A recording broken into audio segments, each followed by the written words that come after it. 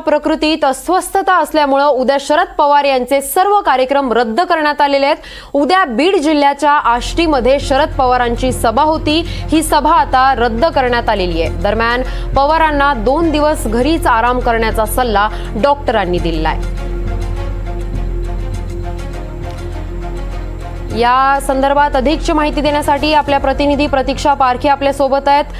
प्रतीक्षा, शरद पवारांची तब्येत खराब झाल्याचं समजतंय, नेमकी काय माहिती आहे?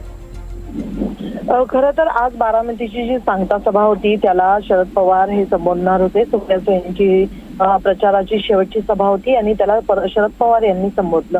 मात्र मागच्या काही दिवसांमध्ये महाराष्ट्रात शरद पवारांचे जे दौरे चाललेले आहेत आणि उन्हाचा जो तडाखा आहे, महाराष्ट्रात 40 अंश जे तापमान आहे, या सगळ्याचा जो परिणाम आहे तो शरद पवार यांच्या प्रकृतीवर झालेला आहे। शरद पवार हे 84 वर्षाचे असल्यामुळे आणि एकूणच तब्येतीचं जे काही त्यांचं एकूण सगळी कारणं समोर येत आहे, त्याच्यामुळे आज त्यांचा जो बोलताना संपूर्ण घसा हा बसला होता आणि त्याच्यानंतर सभा संपून जेव्हा ते घरी पोहोचले तेव्हा एक वैद्यकीय टीम तिथे त्यांच्या घरी पोहोचली होती गोविंद बागेमध्ये आणि त्यांची प्रकृती त्याच्यामुळे थोडंसं त्यांना अस्वस्थ वाटत होतं। मात्र डॉक्टरांनी त्यांना पूर्णपणे चेक केलं आणि त्यानंतर असं कळलं की त्यांना थ्रोट इन्फेक्शन झालेलं आहे।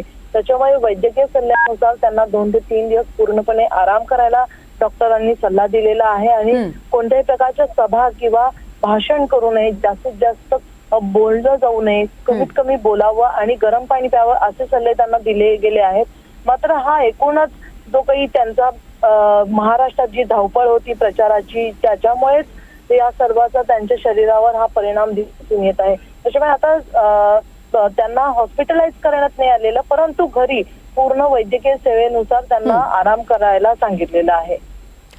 धन्यवाद प्रतीक्षा, तुम्ही दिलेल्या सविस्तर माहितीसाठी।